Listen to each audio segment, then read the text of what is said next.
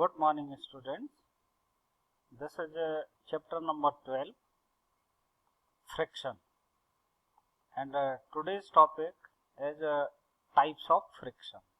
So this is lecture number 2 of this chapter. Before going to the next topic, type of friction, we should recap the previous topics.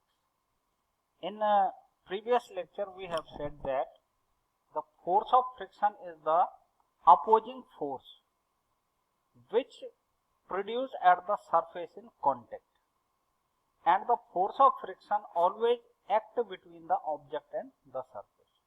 For example, this is the object, and if a force is applied on this body, so at the surface of contact an opposing force come into play which opposes the motion of the body, that is called friction. Then we have discussed about the factors affecting friction. So the first factor was the nature of the surface in contact.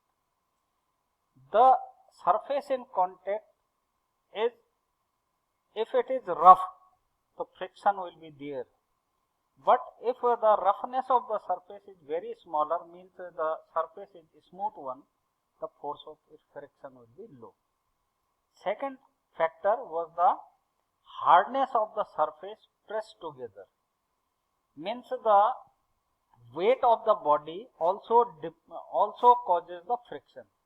If the body having higher weight, the friction force will be higher, and if the body is light, the force of friction will be smaller. So these two factors we have already discussed. Then we have told about the cause of friction, and the friction is caused by the interlocking of irregularities between the two surfaces in contact. Means if the surfaces of two bodies in contact have the roughness, then these irregularities will interlock to each other and it will retard the motion of the body. Means the force of friction will produce the higher the irregularities, higher will be the friction. So main cause of friction is the roughness of the surface. Since the roughness of surfaces will interlock to each other. Now we are discussing today the types of friction. In this lecture we will discuss about the types of friction. Right? Now types of friction. There are three main types of friction. They are static, sliding and rolling friction. First we are discussing about the static friction. For example, there is an object which is very heavy, right? And I am applying a force on this body, and body is not moving at all. It means the force we have applied will opposes by the same force in direction opposite. Means if I am applying 10 Newton force on this body, the body is also applying 10 Newton frictional force in opposite direction. So the net force on the body will become 0. And if force becomes 0, the body will be remain in static position.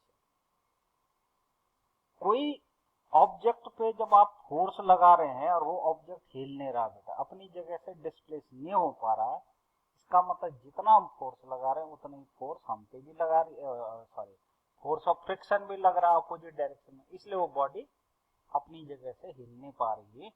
इस तरीके के friction को हम कहते हैं static friction. Now static friction is the friction exerted on the object at the rest. The object is at rest position. It means the applied force is equal to force of friction. Second is sliding friction. If a body slides over the another,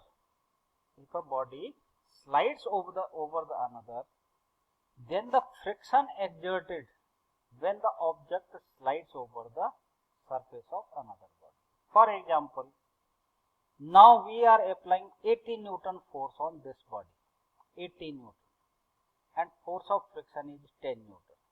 So there will be 70 Newton net force.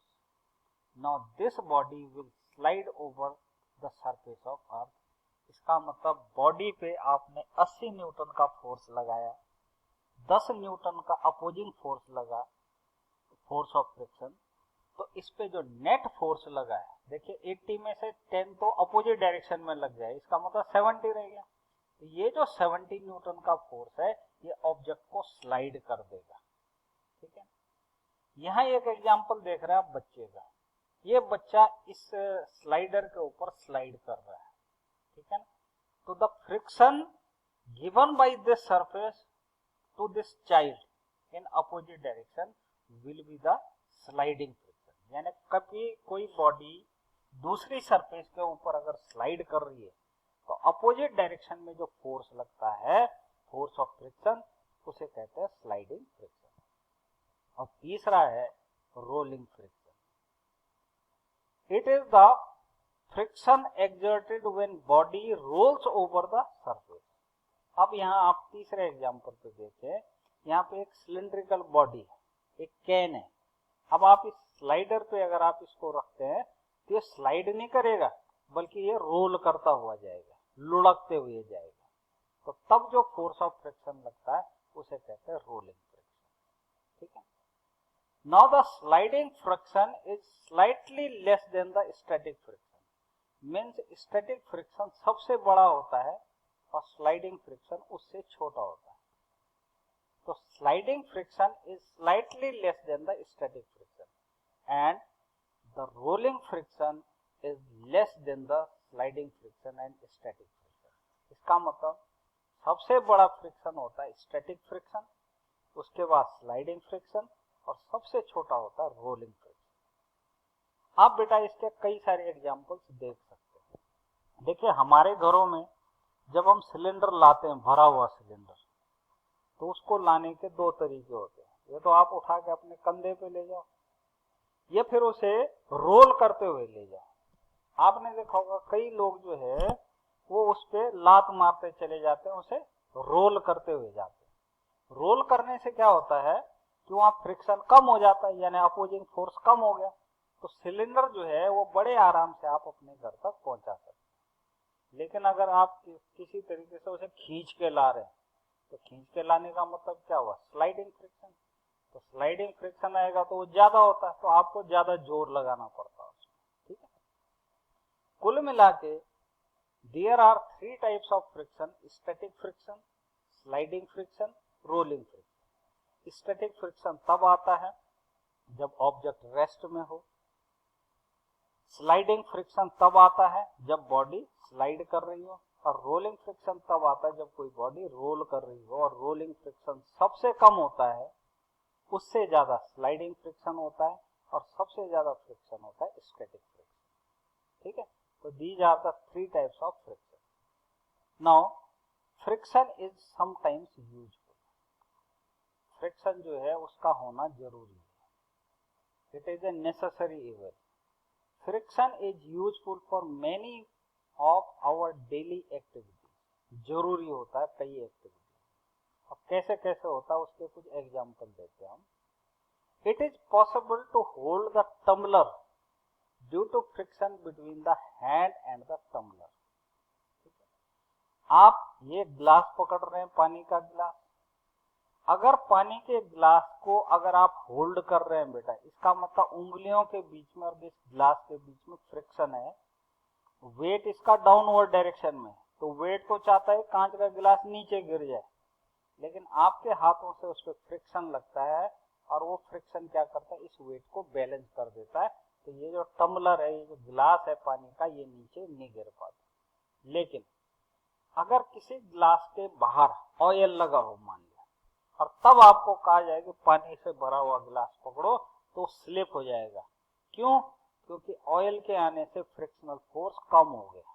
अब ये force कम हो गया तो wait ने क्या करा, उसे नीचे डाउन कर दिया। तो आपने देखा होगा कभी कभी हम पानी का गिलास पकड़ते हैं, वो गिर जाता है क्योंकि उसकी सरफेस जो ऑयली हो जाती है। सेकंड, तो इसलिए फ्रिक्शन जरूरी है। Number 2, friction between the feet and the ground help us to walk on the ground. अभी लोगों को देखो ये वॉक कर रहे हैं, अगर पैरों के बीच में और इसके बीच में ऑयल गिरा हो, मान लिया रोड सरफेस और क्या कहते हैं शूज के बीच में अगर ऑयल गिरा हो तो हम क्या करते हैं, फिसल जाते हैं। जैसे बनाना पील पे अगर कभी पैर पड़ता है हमारा तो क्या होता है, हम गिर पड़ते हैं। लेकिन अगर आपको चलना है बेटा तो friction between the surface and shoes वहां पे होना चाहिए, तब जाके आप इजीली वॉक कर सकते हैं। तो आपने देखा होगा हमारे शूज पे ग्रिप बनी होती है, जूतों पे ग्रिप बनी होती है। कभी कभी क्या करते हैं कि आप स्लीपर यूज करते हैं, स्लीपर पे ग्रिप बनी है, जैसे ही आप बाथरूम में गए, मान लिया बाथरूम स्लीपर की रफनेस खराब हो गई है, ग्रिप खत्म हो गई, तो आप स्लिप कर जाते हैं। क्यों? क्योंकि फ्रिक्शन जो है वो कम हो गया। तो चलने के लिए फ्रिक्शन का होना जरूरी है। It is possible to write with the pen or pencil on the paper due to friction between pen, pencil and paper. अगर पेपर और पेन के बीच में फ्रिक्शन नहीं होगा तो आप पेपर पे लिख नहीं सकते हैं बेटा। लिखना है तो पेपर को रफ होना होगा, ठीक है। नेक्स्ट है, it is possible to write on the black board due to friction between the chalk and the black board. अगर आपके चौक और बोर्ड के बीच में फ्रिक्शन है तब ये जाके आप लिख सकते हैं। तो लिखने में भी यूजफुल होता है, चलने में भी यूजफुल होता है और किसी बर्तन को हैंडल करने में भी होता है। Friction between the tyres and the road help automobiles to move on the road. अगर टायर के बीच में और रोड के बीच में फ्रिक्शन होगा तभी जाके कार या व्हीकल उसके ऊपर मूव कर सकता है। और अगर फ्रिक्शनल फोर्स कम हो गया बेटा तो कार जो है वो सरफेस पे चल नहीं पाती, वो स्किड कर जाती है, स्लिप कर जाती है, ठीक है। Friction between the bricks helps to construction of the building. आपने देखा होगा जो ब्रिक्स यूज करते हैं, जो ईंट यूज करते हैं घर बनाने में, उसमें जो ब्रिक्स होती है बेटा उनके बीच में फ्रिक्शनल फोर्स लगता है। उसी फ्रिक्शनल फोर्स के कारण बिल्डिंग इतनी ऊंची ऊंची खड़ी की जा सकती है। अगर ब्रिक्स के बीच में फ्रिक्शन ना होता तो क्या होता, एक ब्रिक जो है दूसरे ऊपर स्लाइड कर जाती और बिल्डिंग गिरने के ज्यादा चांसेस हो जाते। तो हम क्या करते हैं कि वो जो ब्रिक्स हैं बेटा वो या तो सीमेंटेड बनाते हैं या फिर अगर दूसरे मटेरियल की बनानी है तो उनके ऊपर ग्रिप बनाई जाती है। अगर ग्रिप रहेगी तो फ्रिक्शनल फोर्स रहेगा और फ्रिक्शनल फोर्स रहेगा तो आपके पास जो बिल्डिंग का कंस्ट्रक्शन है वो बड़े आराम से हो सकता है, ठीक है ना। तो these are the few examples where friction is very necessary. तो आज हमने दो टॉपिक पढ़े, एक तो था टाइप ऑफ फ्रिक्शन और दूसरा friction is sometimes use, ठीक है ना। It means friction is necessary in some of the cases. तो आज के लिए इतना ही। Thank you very much.